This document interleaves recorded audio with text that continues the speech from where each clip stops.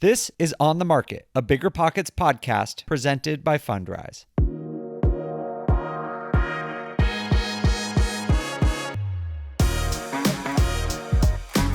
Hello, everyone. Welcome back to On the Market. I am your host, Dave Meyer, and today we are going to talk about an issue that is on the minds of many and is plastered across the news constantly. Is it better to rent or to buy in this super crazy economic time?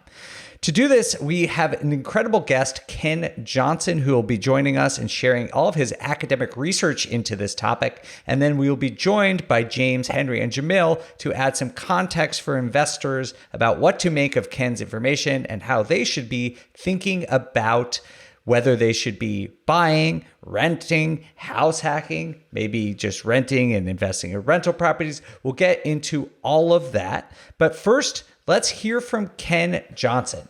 Ken currently serves as the Associate Dean of Graduate Programs at Florida Atlantic University's College of Business. Additionally, he is the president of the American Real Estate Society.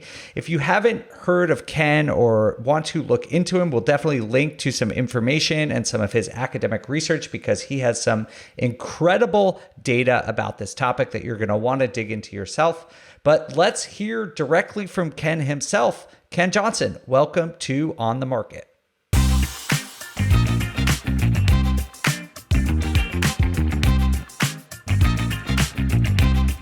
Ken, can we start by having you fill us in about what exactly you do and what your background is with real estate economics and data analysis? Sure. So my very beginning background was I was a real estate broker for a dozen years, had a small business in my old hometown. Eventually, I went back to school and got a PhD in finance.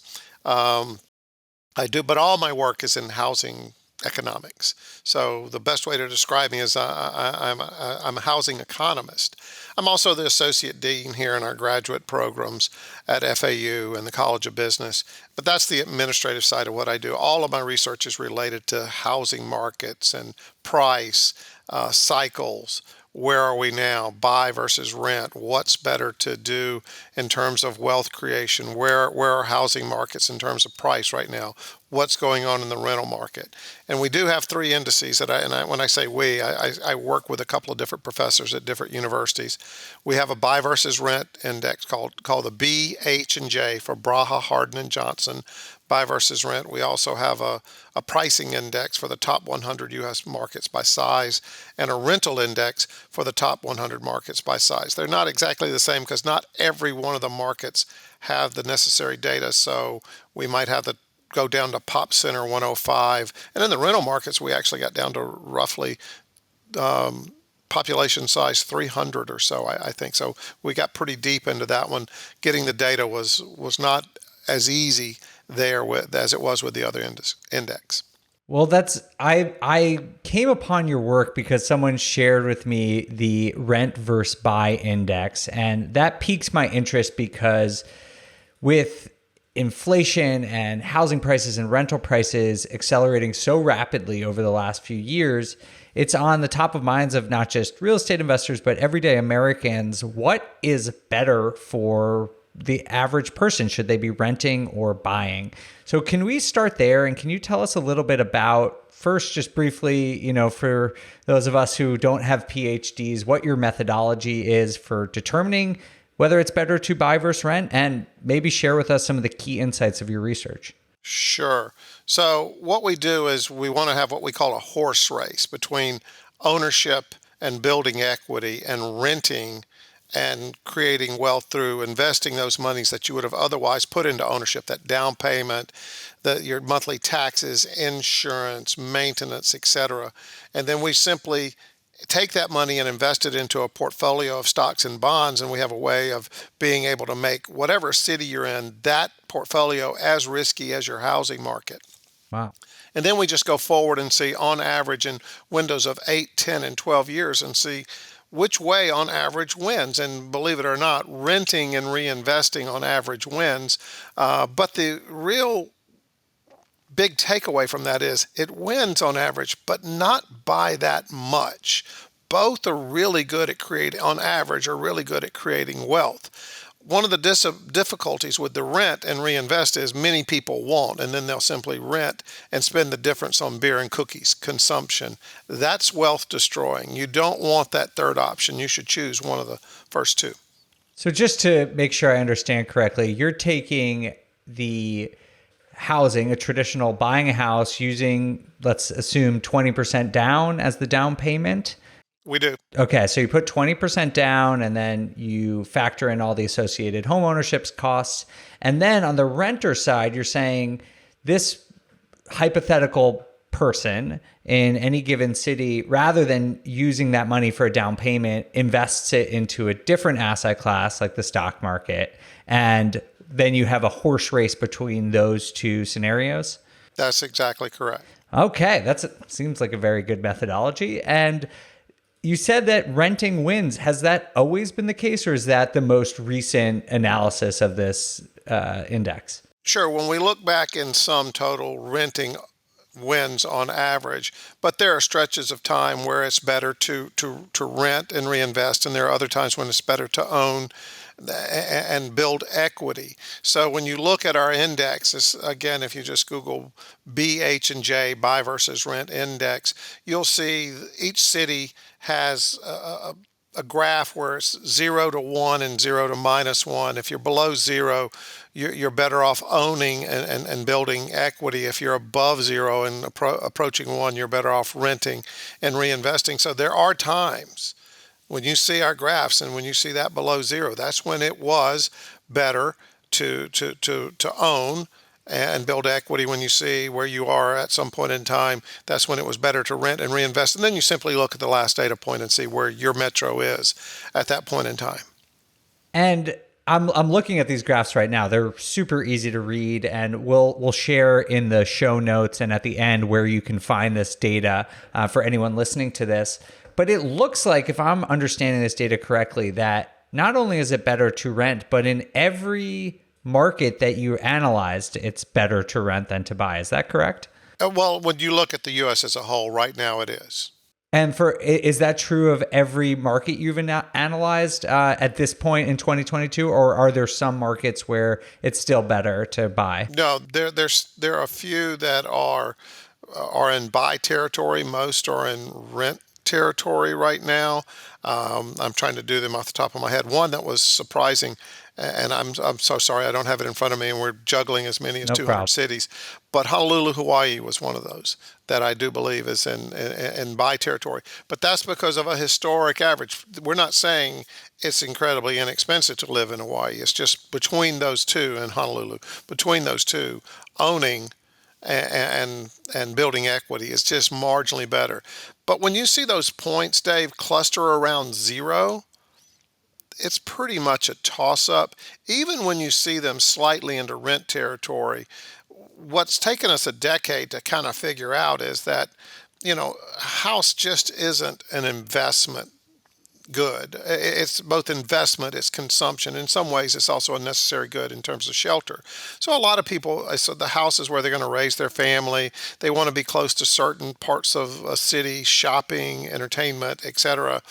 It's more stylized to what they want. And so it's not unusual to see the low, just above 0, and you don't see really changes in prices. You don't see markets respond to that. Now, when you get dramatically away from 0 in any one of those two, like if you look back through time, roughly 2007, in markets like LA, Chicago, Atlanta, Miami, and numerous others, you can see our metric got really close to 1, if not to 1.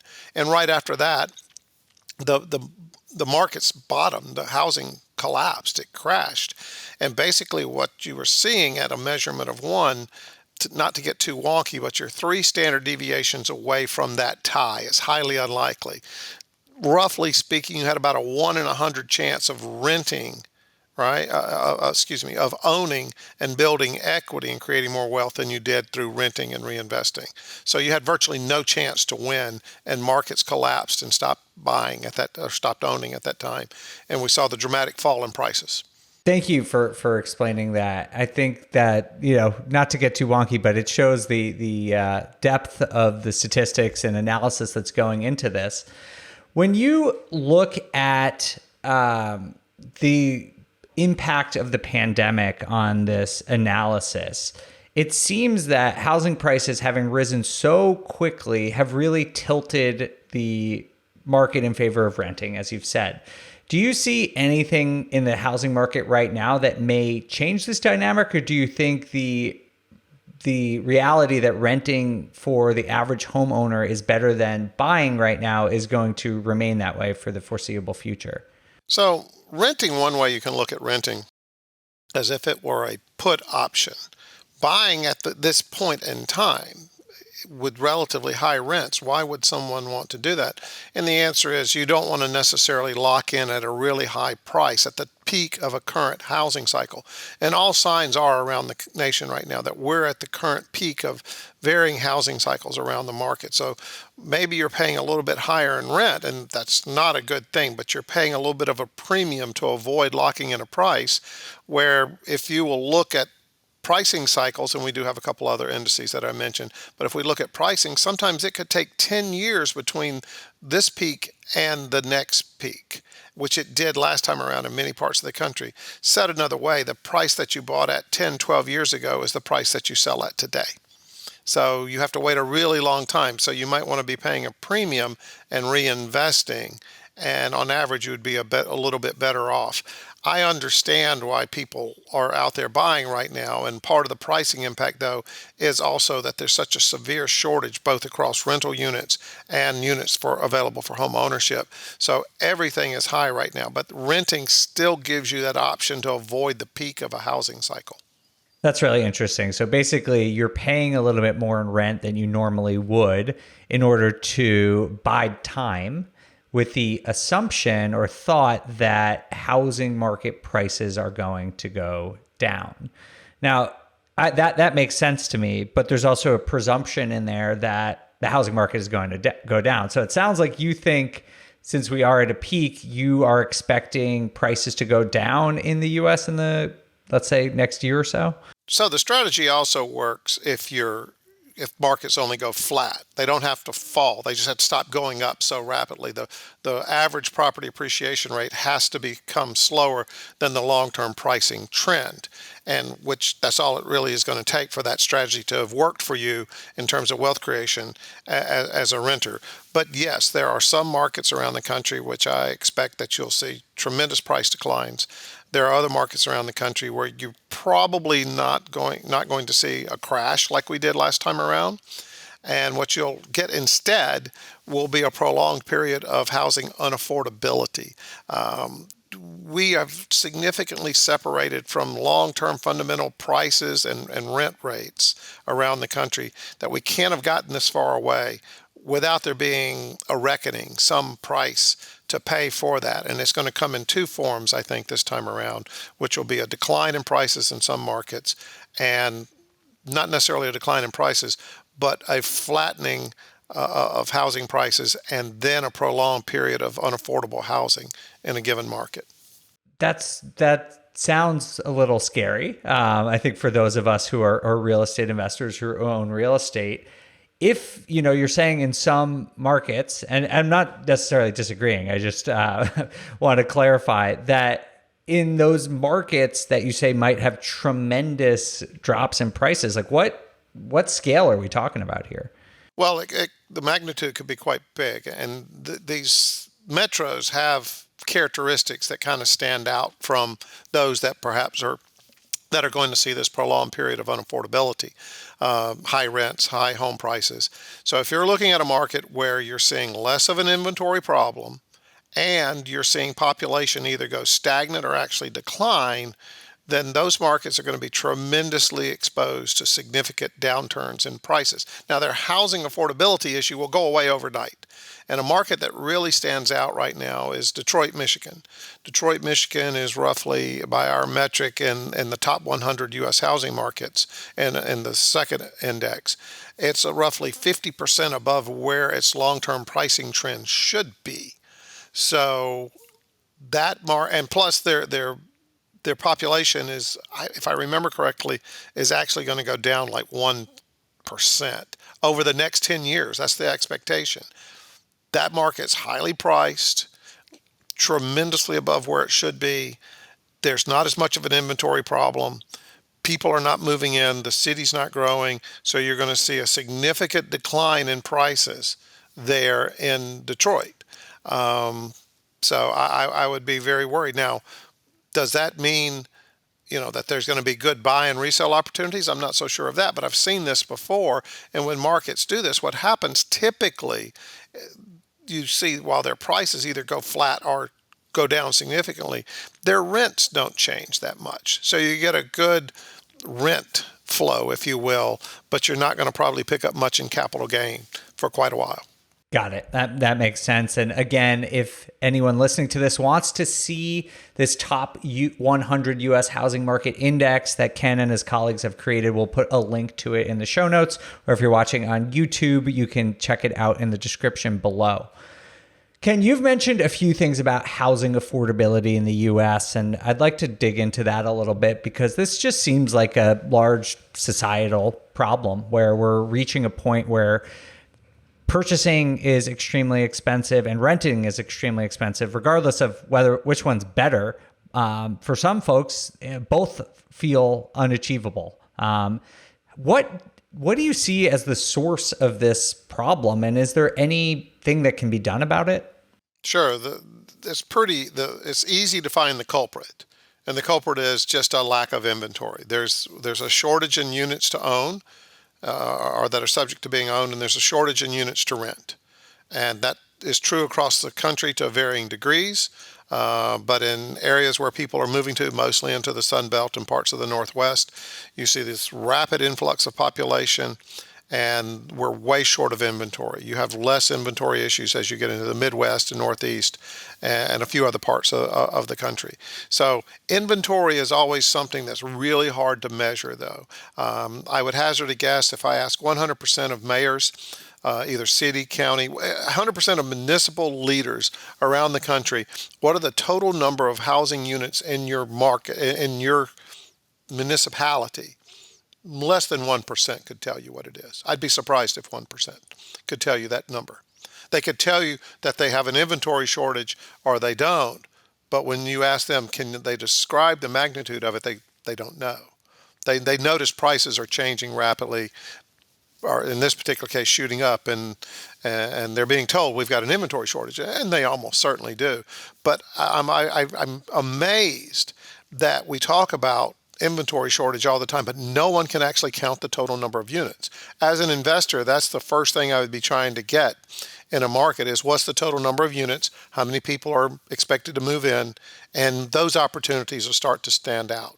You really want to look for, that shortage right now that's probably there in most places, or pick out a shortage before others can and see the people moving in, and those are going to probably be the best opportunities going forward for real estate investment. That's a great piece of advice there. Is there anywhere you recommend that people listening to this can find some of that data? Oh, sure. So one of my favorite little tools, and it's really easy, it's from Stats America. It's at the Kelly School at the University of Indiana, but it's easy to Google. It's Big Radius Tool, and then a third grader can use it from there. Big Radius Tool. You put in the metro that you're interested in. You tell it to look in certain radii, I guess would be the correct way of pick a radius. And it's not a perfect circle because sometimes you're up against a water, or sometimes it's wanting to pick up bordering counties, and there's a methodology for it, but it gives you a really good idea, how many people are going to be moving into that area in the next 10 years is the span on it, and the population estimate gives you the current unemployment in the area, the average salaries in the area. It's a great little demographic, quick and easy, not the absolute premium data, but you can get quick and dirty estimates very, very quickly.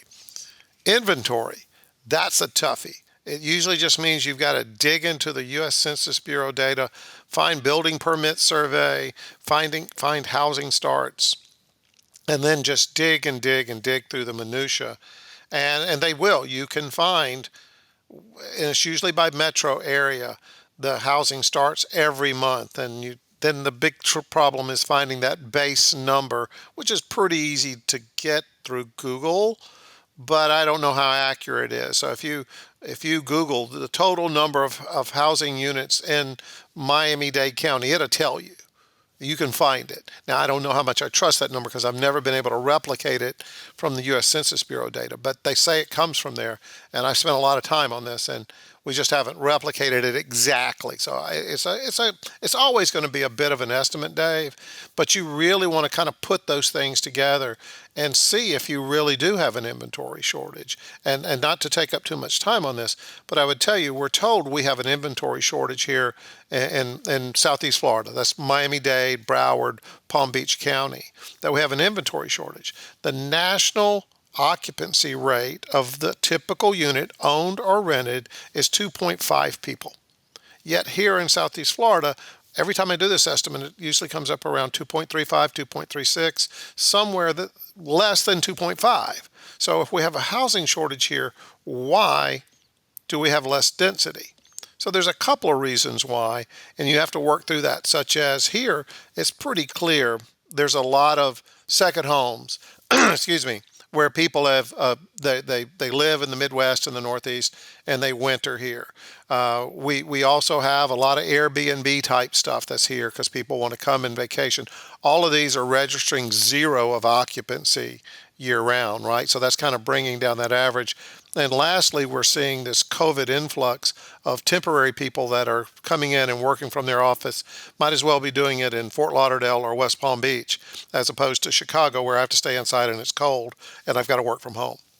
Got it. That makes sense. And I love that advice, Ken, because so many people, you read these headlines about inventory shortages, and the reality is that every individual housing market is going to be different, and the depth and scale of each inventory situation is going to be different. And I know if you're listening to this, you may be thinking, oh, digging into that data is complicated and it's hard, but it's not really that hard. If you're able to Google it and look at some census data, you will get an advantage that most real estate investors are not willing to do. They're not going to put in that legwork, and you can do that. You just got some great advice on data that you should be looking at to understand the long-term trajectory and long-term dynamics of supply and demand in each individual housing market. Ken, I do want to return to the idea that rent is better than buying right now, because as a real estate investor, I look at the rapid rent price growth over the last 2 years. In certain markets, it's hit 30% year over year. I've seen I think in Portland, they said it was almost 40% year over year, at least asking rents. And I think, that's unsustainable. Things have to slow down. But when I hear you say that it is a better financial decision for the average person to rent rather than buy, do you think that means that there will be continued upward pressure on rents going forward? Not really, because there is ultimately this big pull back towards home ownership, family, developing not only just a place a roof to live under, but developing a home. And we see this time and again, and I always get really amazed at how we talk about, wow, the nation's going to become a renter nation, or it's going to become 100% home ownership. We've always stayed somewhere between plus or minus 65% home ownership rate. That just doesn't change that much. I do expect there to be a more and more a bit of a migration towards renting and reinvesting, because Wall Street's coming into the marketplace now, and you're seeing these build to rent developments that are coming along. They're being professionally managed, and they're built and set up for young working professionals to be working in Atlanta, Georgia today. But if I have to move to Houston, Texas for a better job, I'm going to be able to do that when I own that home. It's a far more difficult thing to do. I think all of these things, corporate America getting involved in the market, all in all, is a really good thing. But especially on the rental side, they're going to provide a greater variety, more professionally handled, if you will, because they'll have the scale to be able to do that. And you'll see people more willing to rent, and they'll understand that they need to be reinvesting. Again, it's not a big win, but renting and reinvesting does give you certain advantages. The cost of sale could be on average 10 or 12% now just to sell and move by the time you pay the movers and buy your new home and sell your old home, you're out 10, 12 plus percent, where it's much easier to leave that rental unit and move to another city, or maybe you've gotten a job in a different county and you're not really that far away. It's still, you're going to have to move and you're going to have to incur all those costs. There's a lot of reasons why you want to rent and reinvest. Now, for example, though, as a potential buyer or renter, and you feel like, I don't have that monastic discipline to put aside that money every month, right? You had to estimate the property taxes, the property insurance, the homeowners association fee, and you think, I don't have that just strict discipline to put that money aside every month, then perhaps you want to own, because at its heart, ownership is a forced savings plan. That's excellent advice. I mean, you see across all sorts of economics that people don't always behave rationally, right? So so that's a perfect example. And if you know yourself and you know that having that money sitting in your business, in your bank account, is not going into the stock market, then maybe you should force yourself to own. And there are some other intangibles about home ownership that I think are really beneficial. You listed some of them earlier, like being close to family or being part of a community, some things like that. Ken, we do have to wrap this up in a little bit, but I have to ask you about something you just said, which I'm very curious about. You said that overall, corporate America getting involved in the housing market is a good thing. I'd love to hear your opinion on that. So I'm an economist. I study markets. You love markets that are efficient.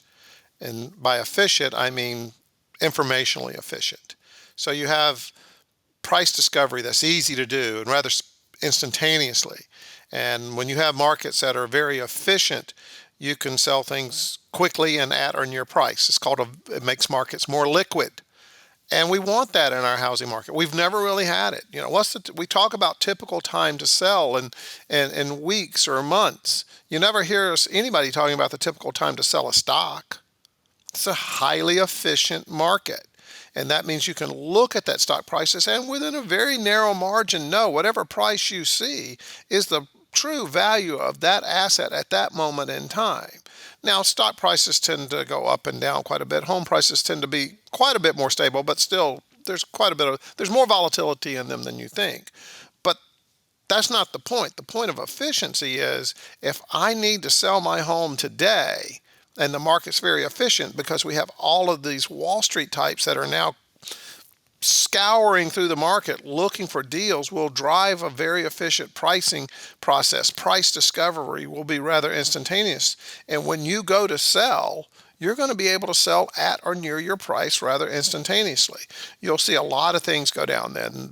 All the costs associated with that selling, brokerage fees, closing costs, other finance fees, those things are all going to become less. So we want to see a very efficient market. I know most people are saying, oh, this is somehow Wall Street, corporate America is part of the problem in the housing market right now. They're not. They're just an easy scapegoat. Long run, this is exactly what we want. Huh. That's a fascinating take, Ken. I would love to have you back to talk more about that because we are running out of time. But that, I know as a real estate investor, a relatively small one, and representing our audience, which is composed of people who are aspiring investors up to big time investors, see the Wall Street entrance into the market as serious competition and could be making housing more unaffordable. But I love your unique opinion about this, and maybe we'll have you back sometime to discuss that. Before we go, though, Ken, you've obviously done a huge amount of research, have so much experience in the housing market. For the audience I just described, do you have any advice on how they can best utilize your research to further their own financial goals? Sure. So I guess, Dave, I'd start with the fact that I was a broker for 12 years. And the primary reason I was in the business was not so much to sell properties to and for people, but I was there. I knew the deals would come across my desk, right? And by my estimation, plus or minus, I've bought and sold roughly 60 properties. in my life, most of which when I was practicing, not so much now. It's more a hobby and it's fun for me. I go looking at homes on Sunday afternoon, and my wife thinks I should be playing golf. So, but I get excited riding around looking for deals, which there are very few out there right now, obviously. So I'm playing more golf now on Sunday afternoons. But certain things always hold true from an investment standpoint. And I don't care if Wall Street's there or not. And I just think you have a little bit of an advantage if you're aggressive and you're out there and you're constantly looking. This is sad to say, but this is very true, and I don't think it'll ever go away. There will always be financial distress caused by job loss, divorce, other issues in your life that will cause financial distress. And there are always properties that aren't necessarily in the best condition. They're structurally sound, but aesthetically a bomb. The next thing I would tell you, because you're looking for distress, you're looking for structurally sound, but doesn't really look the best, right? But that's paint. That's a new set of tile, and you can do that superficial stuff, and it's relatively inexpensive.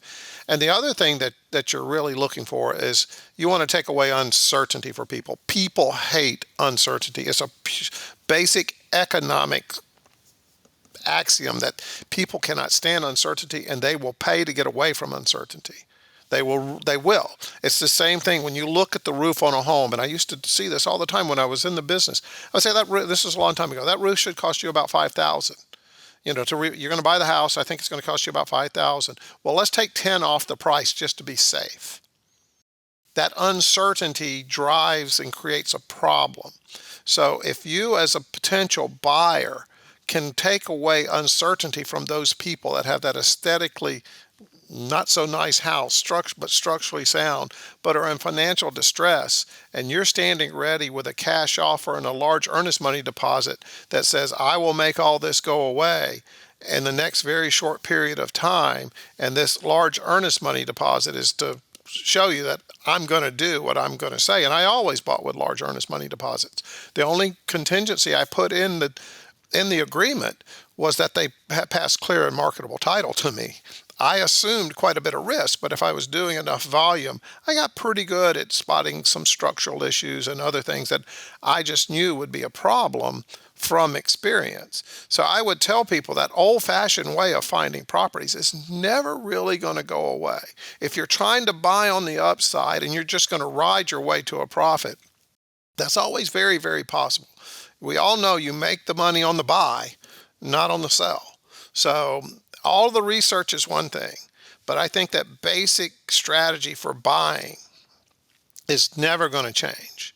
And then sometimes it's buy and hold. I hate flipping. I don't think I've ever flipped a property in my life, but I sometimes you buy and hold, and you rent in the interim, and sometimes you buy and resell.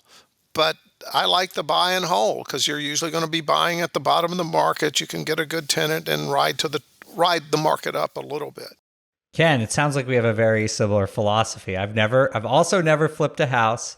Love buy and hold. Also love looking at deals even when I'm not necessarily in the market. But I really appreciate that advice because I think especially in this market where it is difficult to find deals, that advice about finding distressed properties and adding value, taking a house that is not aesthetically pleasing or is not going to be habitable for the average home buyer, and you could be the person to go and add value to that property and rehabilitate it and add inventory to the market and create places for people to live. That is a surefire way that works in pretty much any type of market conditions. Ken, thank you so much for joining us today. We really appreciate your insight and expertise here. Where can people learn more about you or interact with you if they want to? Sure. So the three indices, the three indices that I work on right now, and we put out, two of them are monthly, and that's the top 100 U.S. housing markets. That's the easiest thing to Google, top 100 U.S. housing markets, and it'll pop up, and the graphs are interactive. The next one would be the Waller, W-A-L-L-E-R, Weeks, W-E-E-K-S, and Johnson, my name, Johnson, rental index. And then you can go in and you can pick your city, and there's little drop down boxes, and you can see what sort of premium, if any, you're paying, year over year rate of change, et cetera. So that's there as well for investors. And then the index that we originally started talking about was the buy versus rent index, which we've been doing for about a decade plus, a little over a decade. And that allows you to see, should you be renting or buying? But unfortunately, that index is only in 23 cities, where the other is up to 100 markets. So it's a little; those others are a little broader. But we're looking to, quite honestly, sunset the buy versus rent index in the next year. We're working on a price to rent ratio, and looking more of trends, and being able to analyze more markets rather than quarterly like the buy versus rent data is, and only for 23 markets. We think we might lose a little academic punch, a little explanatory punch, but we get stuff that's timely that people can access every 30 days. And watching that price to rent ratio is very much like watching a PE ratio, and it tends to signal when markets are more prone to find deals in and when they're not as well. Great. Thank you so much, Ken. We will link to all of those sources in the show notes and in the description of the show. Ken, thank you so much for joining us on the Market. We'd love to have you back sometime. Enjoyed it, Dave. Have a great day. You too.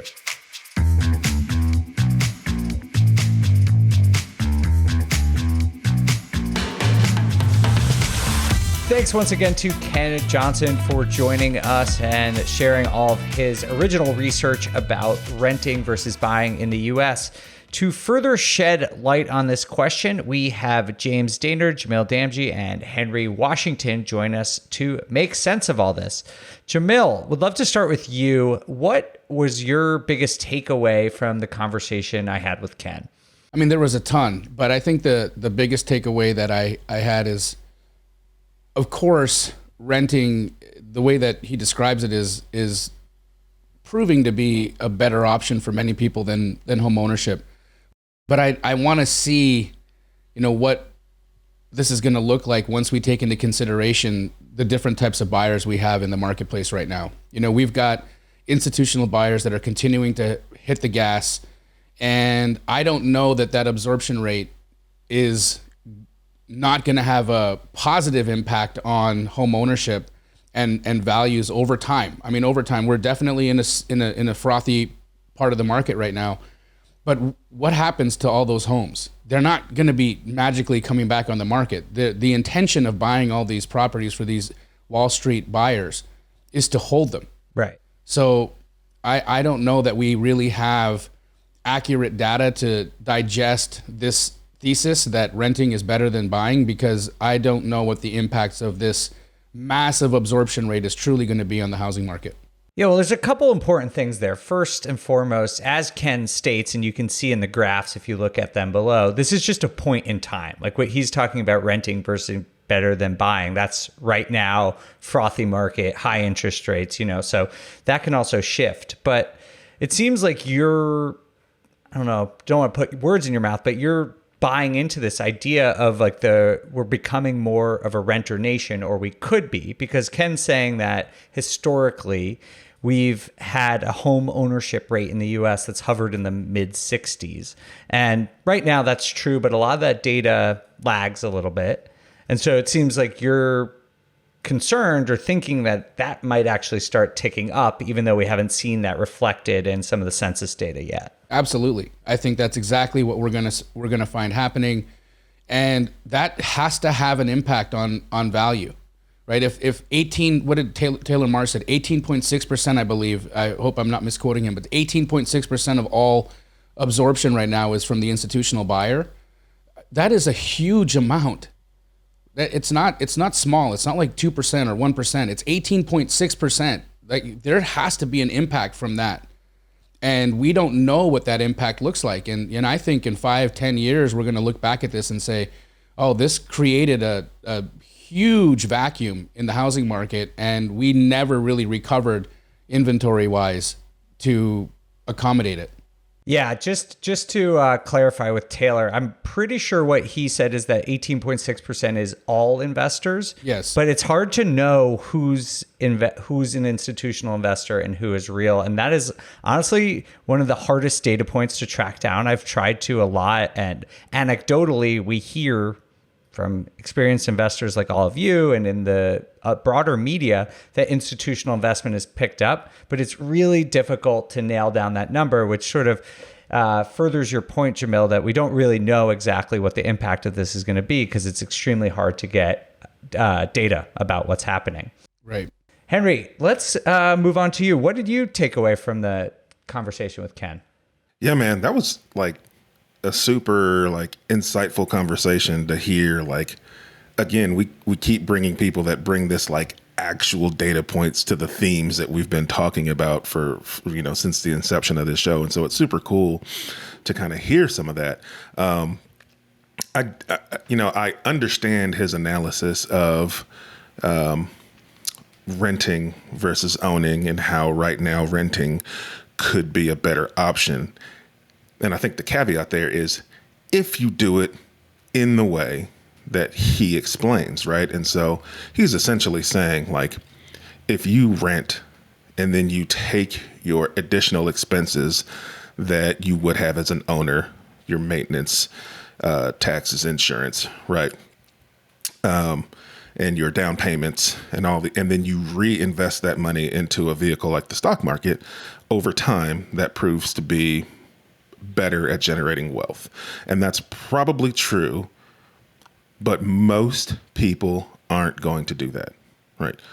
I would say 99% of people aren't going to do that, or aren't going to do that in the way that he's saying. Maybe they take a little bit of that money and they reinvest it, but most people aren't going to take every bit of that money. They're not even good enough at, people aren't even good enough at budgeting their daily expenses, right? Nonetheless, taking what they would be spending in ownership. And most people don't even know what they would be spending in ownership because a lot of people haven't owned yet, right? And so the idea that you make more money if you invest that is probably true, but most aren't going to do it. And then that's also assuming that you're a savvy enough stock market investor that you're going to invest in things that are going to trend in the right direction, right? Jamil's a trader. If he throws it in the stock market, he's going to be flipping it the next day, right? Like, I won't be able to help myself. Right. So it makes some assumptions there that, you're going to pick savvy investments that are going to, stand the test of time. And then we don't know how long that time is. Right now, the stock market's taking a big ding, right? And so that might not be the best move in this very moment. And so I just want to put that caveat out there that, like, if that's something you're thinking about doing, because the buying scares you right now, and especially when you heard all the data points that were talked about in this interview, like, just understand that, like, that method is going to take way more discipline on your behalf. And it's going to take way more education and research because you need to know what you're going to be putting that investment into and then have a plan to hold it long term. Like, buy the things you think are going to go up and then delete the app from your phone so you're not looking at it every day. Because right now I'm getting my butt kicked in the stock market, right? But I know it's a long term play for me.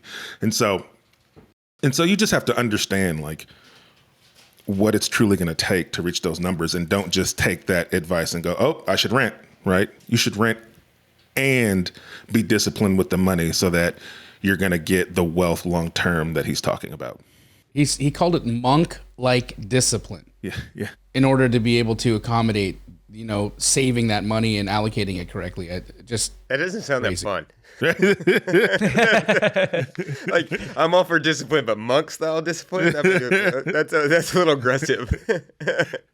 Yeah, but I just wanted to mention that, like, with the scenario of buying, you have done the investment when you bought it, right? Like, you are now invested, right? And you get the benefits of not just potentially cash flow, but tax benefits, depreciation, debt pay down by somebody else. Like, you are invested, right? And so with the other strategy, you have to be a disciplined investor continuously, right? And that's just not most people and a disciplined investor continuously in something that's not real estate. So it's also going to require education. So yes, and he said the difference between the two isn't very big. And so if I have to choose one over the other, and one I get to invest and kind of almost set it and forget it, and one I have to be super monk-like discipline every day, I'm going the other route. That makes sense. And what Ken is saying too is a scenario where it's a home buyer or renter. It's not someone who's necessarily an investor. And again, this research really just talks about primary residence. So I think there's also a question here is if you had, let's say you had 50 grand to invest, and if you're going to be a homeowner, could you invest that? Could you invest that into a rental property and continue renting? So again, this is just one scenario that Ken is talking about. And I do want to come back to this topic of using that money to invest rather than buying your primary.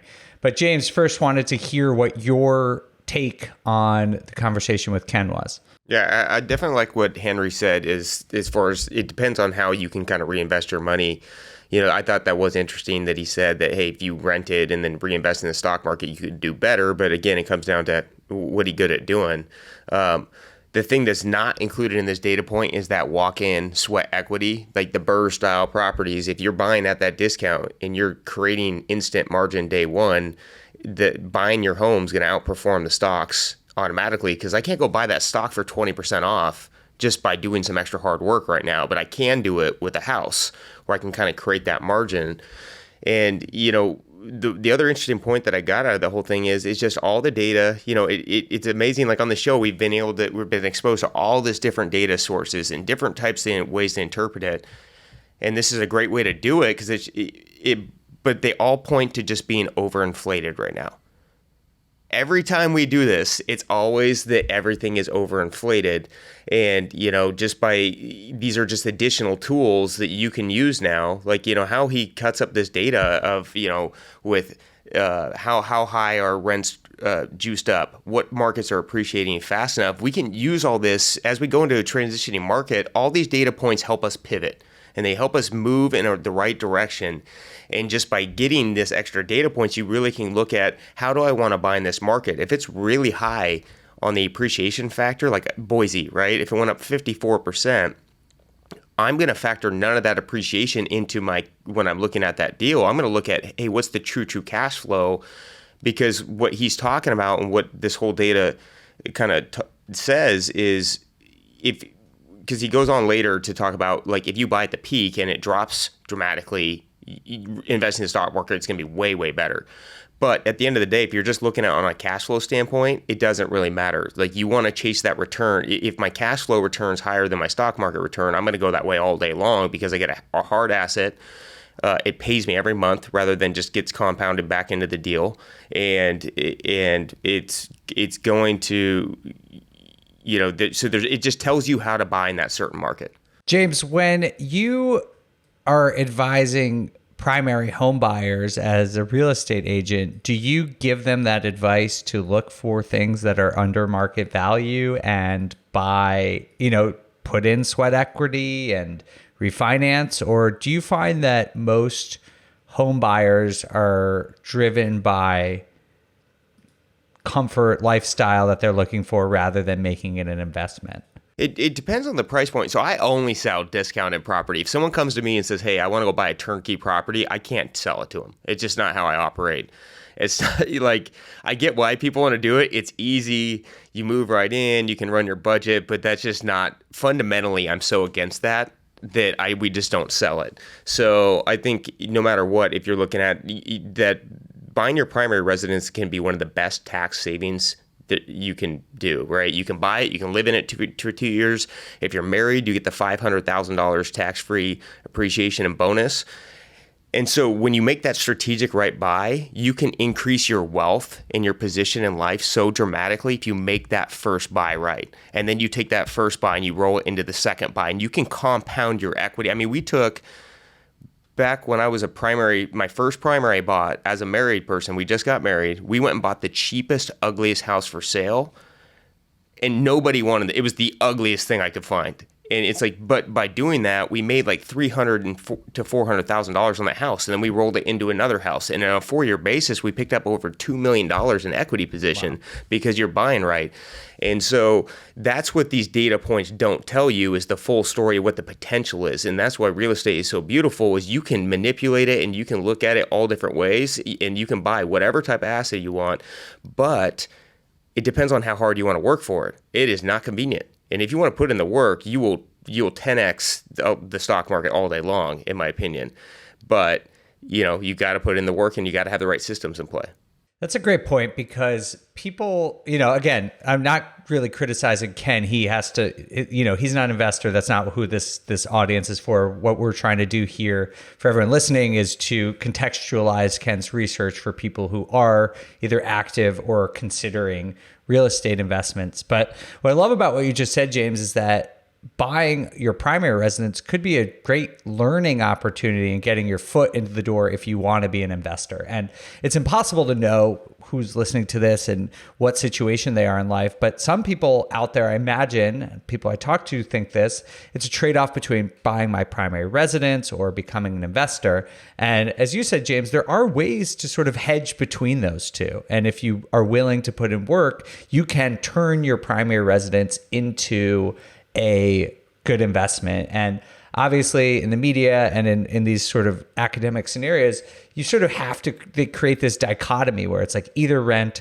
or buy. But there are other options out there. So really interested and love that point you just made. Another part of this research that I think is really interesting is that the alternative to home buying is renting and then investing in the stock market. What about, I kept thinking, what about renting and using the money to buy a rental property, or, not your home or another investment? Jamil, do you ever see investors who do that, or do you ever recommend something like that? I've done it myself. Oh, really? Yes. In my early stages of real estate investing, I never really could afford to own the kind of house that I wanted to live in. So I would typically rent them. But what I would do with the surplus money that I would make from wholesaling is I would buy rentals. And so rather than buying my primary residence, I was continuing to buy rentals until I ultimately sold them and then, ended up in this house that I'm in right now. But again, I think that it's an incredible strategy if you are trying to build wealth. And again, to James's point, and I think Ken made it at the end of his interview as well, is the fundamentals of buying are still there. And you can always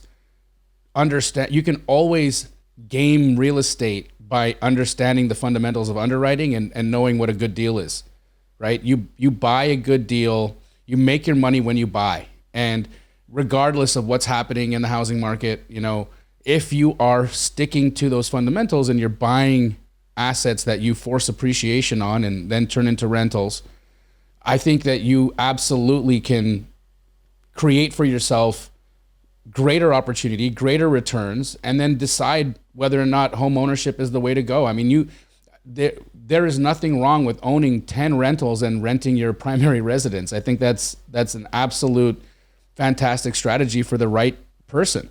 Totally. I mean, I rent right now also. I mean, that's partially because I live in another country right now, but I would do the same thing. Like before I picked this home, I ran an analysis and decided, was it better to invest my money into a primary residence or to continue to invest it elsewhere? And that can be a continuous thing. You don't have to make that decision right away and stick with that forever. I'm curious, Jamil, though, do you think it's like, there is this culture in the United States where, home ownership is seen as the vehicle with which to build long-term wealth. Do you think that's still true? I think paradigms are changing all around, because that was that whole concept of, buy a home, you're going to college, you're going to buy a home, and you're going to be set up for life. I think we're reevaluating the utility of college for a lot of families. We're reevaluating the utility of homeownership. We saw in 2008 what happened to so many households that got crushed, that had to lose their primary residence and had to walk away and reset their finances. And so I think that the paradigms are absolutely shifting. And I think that we may decide, in 10, 20 years that no, it didn't make sense to own a home. It made more sense to invest my money in other things like rentals. It's not that it's not real estate. It just might not be your primary residence. That makes a ton of sense. Henry, one thing that we've talked a lot about house hacking on this show. And I think that, again, we're talking about this dichotomy, home ownership versus renting, and maybe there being gray area. Do you think house hacking is a third option here? Oh, 100%. Absolute. House hacking, rent hacking, right? Like, just think of the concept. Like I was thinking as Jamil was talking, like I had a roommate in college. I rented a place that I could afford on my own, and then found out that if I got a roommate to rent the extra room that I didn't use but for storing stuff in, that I could cut my rent in half. And so I did that. I just wasn't smart enough to take that surplus of money that I had coming in and then use it to invest, right? And so you don't even have to house hack. You can rent hack, right? As long as you rent someplace you can afford if you didn't have a roommate, right? Then get the roommate and then take the surplus and use that to invest in real estate. That gives you a huge advantage, wealth advantage. But yeah, man, house hacking is still one of my favorite strategies to build wealth, especially if you house hack and buy a multifamily, right? 4 units, 2 to 4 units. Like that is such a cheat code to building wealth in general. And so, yeah, that would allow you to kind of do both of these strategies because you could buy a property, get all the benefits of investing in that property, rent it out, get the benefits of cash flow, and then maybe use that cash flow to either go buy more rentals or even, like he says, invest in the stock market. And so you could diversify your investing portfolio with just one purchase of a multifamily that you live in. And I think that what a cheat code to building wealth. Absolutely. I wonder if people always ask me on Instagram all the time. They're like, do you think house hacking in this market or this condition or this makes sense? And I always just say, I think house hacking works in any market for anyone, Yes. any economic conditions. It's like, it just makes so much sense. There's almost no scenario in which you won't decrease your cost of living. Like in almost every type of scenario, you're going to improve. Even if you're not cash flowing, you're spending less money. Yep. And as Henry just said, you can use that money with which to make other investments. Right before we got on here, we were all just chatting, and it sounds like, Henry, you used some of the tools Ken recommended already. Can you tell us a little bit about that? Yeah, man. So what does he call it? It's called the Big Radius tool. I thought it was a super cool data analysis tool to allow you to put in a city of your choosing, and you get to see like population size, you get to see population growth percentage, right? And so I just put in my market just to take a look at it, and it immediately tells you the population of the city. We're at a 23.2% growth, right? At 10-year growth. And then it takes all the counties and cities surrounding, because you can pick a mile radius. So it takes all the counties and cities in that mile radius and gives you what their growth percentage is. And then what's I really like is it takes the economic industries and gives you employment numbers and what percentage of the total that is and what the average earnings are. And so you can kind of see like what are the economies in that market that are driving it. And so that's super cool data, especially if you're looking to invest out of state, right? And you're wanting to analyze a market, especially as times are changing right now. So you can essentially put in the markets you're thinking about and see what economies are driving that market and see if that market is growing, right? So if you're interested in investing somewhere, like for me, I would be looking at what are the economies in that area that are that are like as recession proof, right, as you can get, right? So I'm looking for things like healthcare. I'm looking for things like the tech industry, and I'm looking less at like, manufacturing, right? Things that are either being shipped overseas or that automation is taking over, right? And so it can allow you to really do some quick, like literally took seconds. So you can really analyze multiple markets pretty quickly at some of the most critical factors that we would use as real estate investors to determine, like, is this an area, should I invest my money? Are people continuing to go there? And then what industries are drawing those people there? And are those industries long lasting or recession proof? Like that's gold. So this tool that Ken mentioned, which is again called Big Radius Tool, provides all sorts of incredible economic information. And one of the things that Ken hit on related to this data was markets that might start to see a downturn. And he relayed this back to markets that have excess inventory.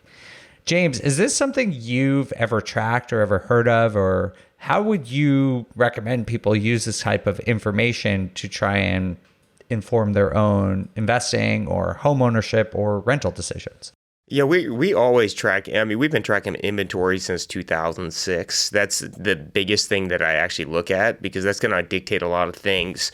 Is, if you have a lot of inventory in the market and you're a flipper, that means your property is going to sit on market longer. That's longer hold times. Those are things that you have to take into account. But the typical rule of thumb is that the market starts depreciating after you have 6 months of inventory, 5 to 6 months worth of inventory in the market. And so that's why I'm always watching that too, because the closer we get to that amount of supply in the market, that's where you're going to see the slower appreciation, and then you're also going to see the depreciation at some point. So we're always tracking that. And same with rental absorption rates. Like you want to know how many people are coming to market, how quickly can it absorb. And then, one part that he also talked about in that radius tool was what's the population growth, because he said that, and it's kind of a no-brainer. Low inventory with high population growth is going to give you the best economic conditions, which makes total sense. But you have to watch that data on what market that you're also in, because like in Washington or Seattle, King County is our best market. It's our biggest, it's our largest, and it actually had a reduction in population last year, but high appreciation. Because I think the reduction had to do more with affordability factors, where people that historically have lived here for their whole lives just decided to move out of the market. And then that's what's caused the population decrease. But then the median household income went up 20%. And so more people with money are coming to market. So there's some other extra points that you also want to look at inside of these data. Yeah, that's a great point. And I think, again, people, if you want to take a look at what James and Henry and Ken just said all about tracking this information, you could do that on Big Radius Tool. There will be a link in the show notes and the description below. Redfin also has some pretty good data there as well, so you can definitely check out that information. Jamil, before we go, just want to come back to you for one last question here. What would your recommendation be for the average person who's just trying to decide if they should rent or buy? How would you go about making that decision? Well, first and foremost, I think self-awareness is key, right? Let's really hammer home what Henry said and what Ken was saying there. Do you have the discipline it takes to reinvest the money that you're saving? And if you can honestly answer that question as yes, then possibly renting and reinvesting that money might be a better way to go. But if you are like 99% of the people in the world, and that kind of monastic discipline isn't the way that you've been brought up or the way that you operate, then you absolutely should take advantage of using your primary home as a forced savings, and use the second really incredible point there to buy right. If you talk to James will never buy a retail property, right? He'll never live in a retail property. He's always going to buy a home with the fundamentals of making sure he's buying at distress, he's buying discounts, he's making sure he's paying 70 cents on the dollar for his acquisitions. If you take those approaches and you apply that to your primary residence, I think that you're putting yourself in a much greater situation than you would be if you just took all that money and plopped it in the stock market and prayed and wished.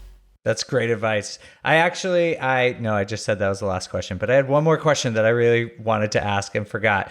James, do you think if Ken's analysis is correct, and again, we've had a lot of caveats, but just for the average person, if they're listening to this and thinking, you know what, I'm going to rent for now, what do you think that means for long-term rents in the United States? Do you think that it's gonna, if it stays like it is now, does that mean rents could continue to go up at the rate that we've seen today, or just continue going up faster than they have in the past? I think the gap between home ownership and rent costs is so large right now that I do think rents are going to keep going up. I mean, it could be, at the end of the day, we still have a very low supply in rentals.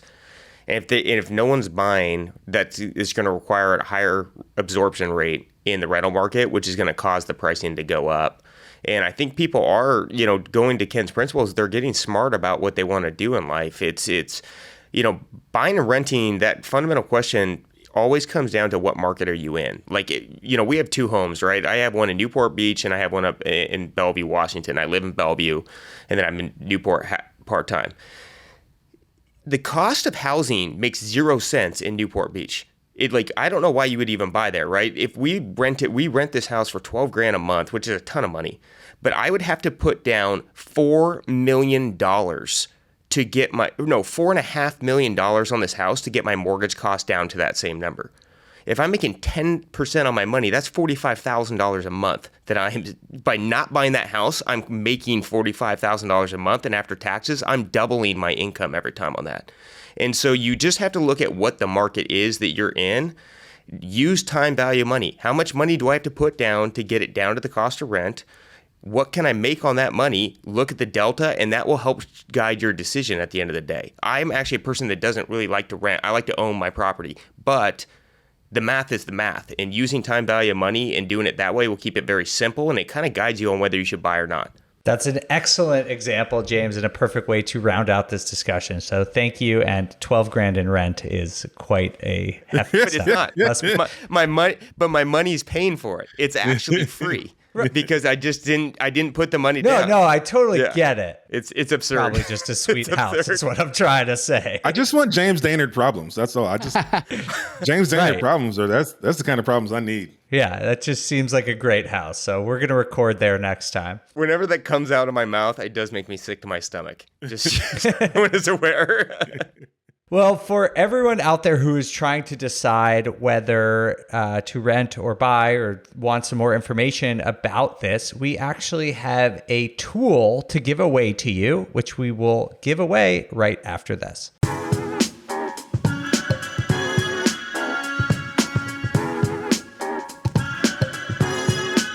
All right, welcome back. We now are going to go on to our crowdsource section for today, and we have a data drop for the first time in a while.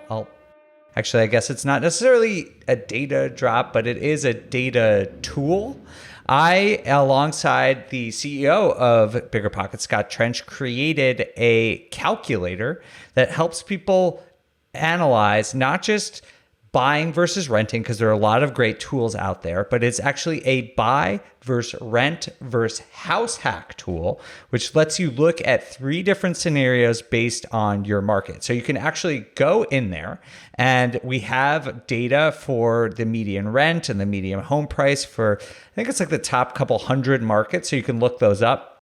Or you can use other tools on BiggerPockets to look up rent for a specific property, something like that. And you can input in there and it will tell you how much more money you will be making by rented versus buying versus house hacking, what your break-even points. It'll have all sorts of graphs for you to break that down.